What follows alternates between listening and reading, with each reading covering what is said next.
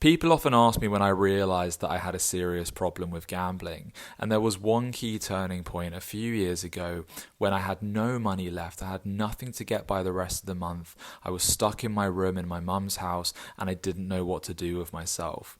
I didn't have an online account because my mum had forced me to shut it down. She knew that I had a problem, and so the only way that I could possibly get my fix was by going down to the local bookmakers. Now the problem was that I didn't have any money left, so I didn't know how I was going to get my fix. So I snuck downstairs and I found my mum's purse. So I went straight in there, found a £20 note, and I thought, fantastic. But now the next issue was how I was going to escape the house without her noticing. So I snuck round the back, I climbed over the side access, and I got out and I went down to the local high street, about a 5-minute walk. So I got to my local William Hill, and as I'd done dozens of times before at various bookies, I sat down at the sports betting terminal and I started to do my research. And a staff member comes up to me and he says, "Excuse me, sir, can I see your ID, please?" And I didn't have my ID on me. And I told him that. I said, "I've been in here many, many times before," as if it was some sort of a brag. And he said, "I'm sorry, I haven't seen you here before. You must have been a new member of staff."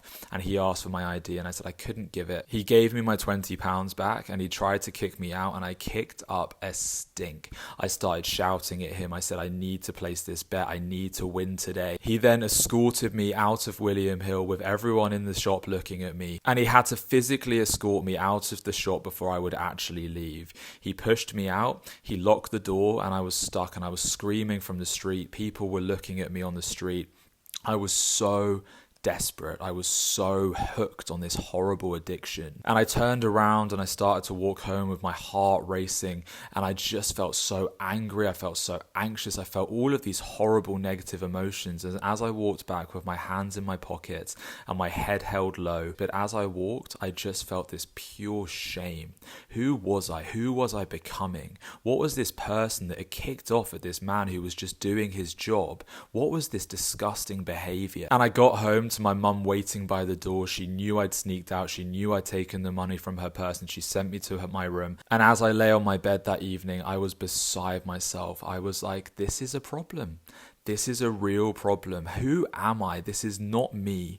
I'm possessed by something right now. And that's exactly what it felt like. I've said it over and over again, but it felt like I was possessed by a demon. I've said it before and I'll say it again. Addicts are not bad people trying to become good. I was not a bad person.